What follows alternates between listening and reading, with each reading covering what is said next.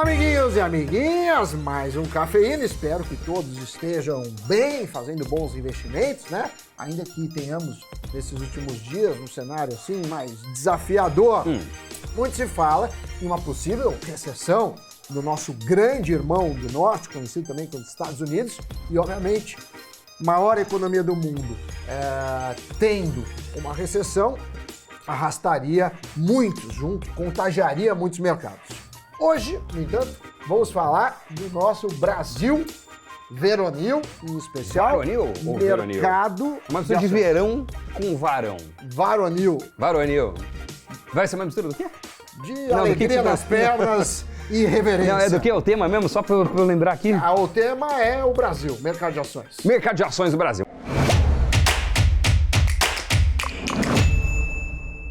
Muito bem, Sammy Boy, agora sim consegui puxar da memória do que iríamos falar, mas independentemente da localização, o atestado de sucesso que muitas empresas de grande porte desejam é fazer a sua oferta de ações. Né? Por quê? Porque entrar na bolsa funciona como um reconhecimento de que a companhia se tornou atraente para um grande número de investidores. Chegou a maturidade, talvez, não a maturidade final, mas ao momento de um crescimento ainda mais exponencial, quiçá. Bom, no Brasil, chegar a B3 é praticamente um privilégio. Eu digo isso porque, enquanto nos Estados Unidos existem mais de 6 mil companhias com ações listadas, por aqui são apenas cerca de 400. Apesar de pequeno, esse número pode enganar.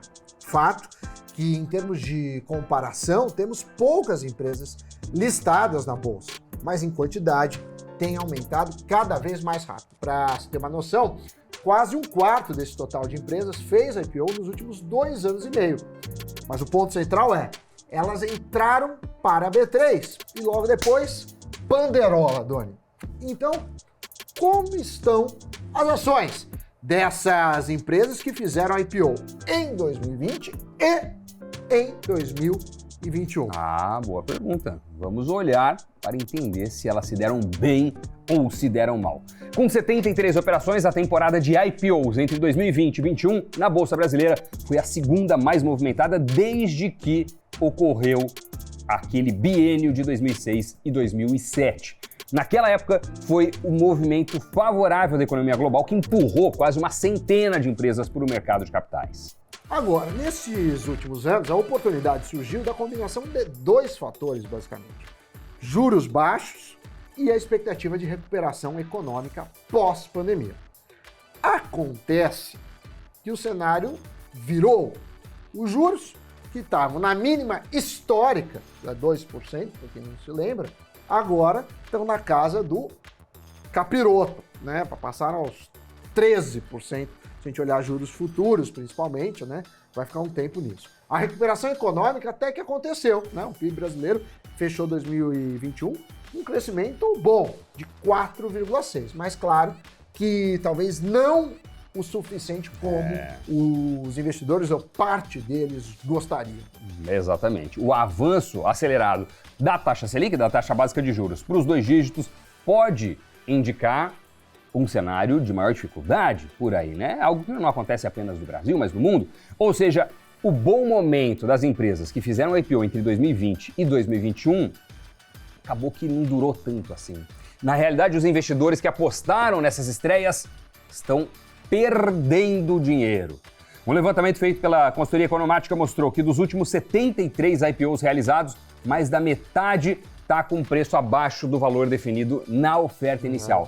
São 57 empresas que perderam valor na B3 desde a estreia na Bolsa, né? O pessoal fica muito assim, nossa, um IPO, eu vou entrar, deve ser uma ótima oportunidade. Mais da metade dos IPOs deixaram os investidores com lágrimas nos olhos. Pois é, não é fácil. Isso significa que os investidores que apostaram não, mas que investiram nesses ativos com o objetivo de multiplicar o patrimônio, multiplicaram por um número menor do que 1, ou seja, estão perdendo dinheiro. E o analista da Invi, o João Abduli, reforçou que o investidor assume um risco maior ao investir em uma empresa que está começando na bolsa. Nesse caso, ela não tem um histórico, né, para se analisar a missão, a cultura de gestão e por aí vai. E ele afirma, abre aspas, a minoria dos IPOs vence e a maior parte fica abaixo do preço da oferta, fecha aspas. Não tem um tracking record, né, digamos assim. Né? Tá estreando na bolsa, você não sabe como ela se comportou no passado, porque o passado era de uma empresa fechada, então não tem todos esses dados públicos e tal. Será que alguma empresa se arriscaria a entrar na bolsa nessa onda de números frustrantes? Aparentemente, não muitas. Esse ano, ainda não teve nenhuma nova estreante na B3. Né? Ficaram atrasando. Falou, não, pera, nessa conjuntura eu vou esperar um pouco. Agora não, também. Agora? Bem na minha vez, cara. Na minha vez, eu cheguei tarde pra festinha. Na minha vez de pegar o bife, queimaram, pô. Todas as companhias que pretendiam fazer IPO agora em 2022 ou adiaram a estreia ou desistiram dela. Pois é. Né? Então, entre as mais famosas estão quais? Bluefit, Academias, Madeiro e Monte Rodovias. Inclusive, a gente fez um programa sobre como despencou o volume de IPOs no mundo todo, não só no Brasil. O card fica aí na tela para vocês. Card aqui! E além dos resultados dos IPOs, o levantamento feito pela Economática também mostra que 2022 tem o pior resultado dos últimos 3 anos em estreias na Bolsa. Nos 3 primeiros meses de 2021, a B3 recebeu 14 IPOs. No mesmo período em 2020, foram 4. Esse ano, como o Doni acabou de dizer, nenhuma oferta pública no primeiro tri. Tem alguns motivos, certo, Doni? Verdade, Sammy Boy. Estamos em um ano eleitoral carregado de desafios econômicos. E é provável que o número de IPO seja muito baixo, porque as chances de crescimento são reduzidas no contexto como um todo, né? Não só no Brasil, mas uma vez no mundo inteiro. A gente está vendo todos os temores de recessão. Economia americana com a maior inflação em 40 anos, na Europa também, Banco Central da Inglaterra subindo os juros, Fed, Banco Central americano seguindo nessa mesma toada, né? Elevando os juros, enfim. O investidor, nesse cenário, prefere manter na carteira ou investimentos mais seguros, né, a renda fixa, por exemplo, ou apostar em empresas mais consolidadas, que já têm todo um histórico e que se provaram resilientes com o tempo, mesmo em momentos de turbulência, como, ao que tudo indica, será o resto de 2022 também. A lógica é a seguinte: os IPOs geralmente são feitos em momento de otimismo do mercado, ou seja, quando os investidores estão mais propensos a despejar dinheiro e assim valorizar mais os ativos. Afinal, Doni, se você faz um IPO na sua empresinha e está num momento ruim, você está deixando dinheiro na mesa e ninguém quer que isso aconteça.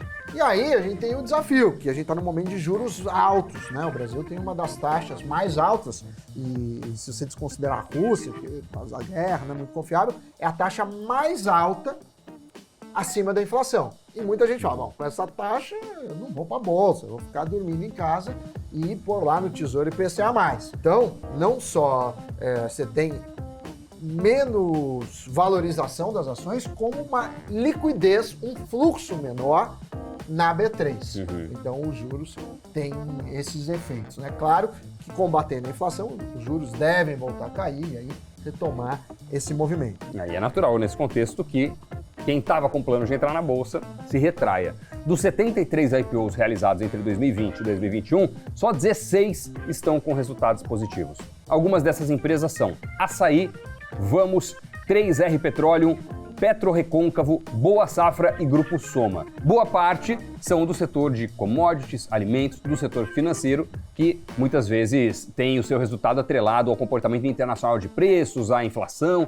Mas entre os que estão no vermelho, a presença é mais forte do setor de serviços, comércio online e tecnologia, que sentem um impacto mais significativo com a alta dos preços e a redução de compras pelos consumidores. A lista tem nomes como Mobile, Get Ninjas, Espaço Laser, Plano e Plano, Multilaser e Grupo Mateus. Enquanto o cenário do aumento de juros empurra o fluxo do mercado de ações para baixo, a alta de inflação gera um ambiente favorável para as empresas relacionadas a commodities e a consumo básico ou insumos básicos. E o resultado a gente pode ver nas petroleiras, né? Tem a 3R e a PetroRecôncavo, que estão na lista dos IPOs com resultados positivos. Positivo, mas a grande questão que o investidor quer saber agora é: vender ou não vender as ações em queda? A baixa das ações já indica que boa parte dos investidores decidiu vender os papéis. Quem ainda não realizou prejuízo fica na dúvida e avalia se é hora de se desfazer dos ativos para evitar uma perda ainda maior ou não, se é o caso de segurar e apelar para forças superiores ou para o tempo.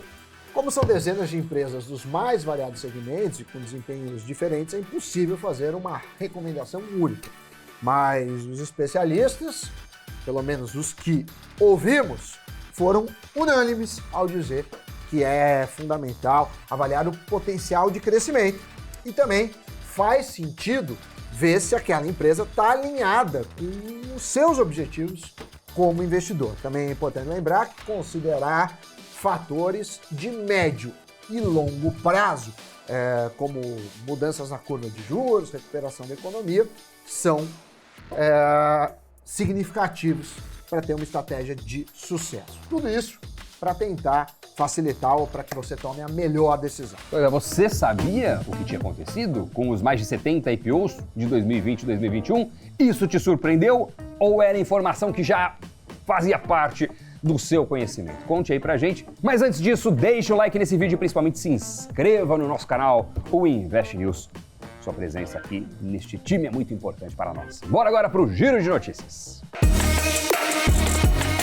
O Tesouro dos Estados Unidos está buscando contribuições sobre os riscos e oportunidades apresentados pelos ativos digitais, enquanto procura preparar um relatório para o presidente norte-americano, Joe Biden, sobre as implicações de desenvolvimentos relacionados às criptomoedas. O setor de varejo seguiu em expansão no Brasil em maio pelo 5º mês seguido, porém em resultado abaixo do esperado, o que mostra forte perda de força da atividade em um cenário de inflação elevada no Brasil. As vendas tiveram em maio crescimento de 0,1% em relação ao mês anterior, ficando bem abaixo da expectativa em pesquisa da Reuters de ganho de 1%. A Netflix anunciou nesta quarta-feira que a Microsoft será sua parceira de vendas e tecnologia para um novo plano de assinatura, que contará com anúncios e será mais barato para os consumidores. Notícias giradas, Doni, e antes de me despedir, tenho que pedir pro pessoal que assiste, já deu aquela curtida no canal, já se inscreveu, que mais? Ativou os sininhos, deixou os comentários, gostou do programa de hoje, achou uma porcarolha? Se achou, nós sentimos muito, mas com o seu comentário podemos tentar fazer melhor dia a dia. Sim. E é claro, siga no Cafeína e também nos outros conteúdos do Invest News. Até a próxima, tchau, tchau. Tchau, pessoal.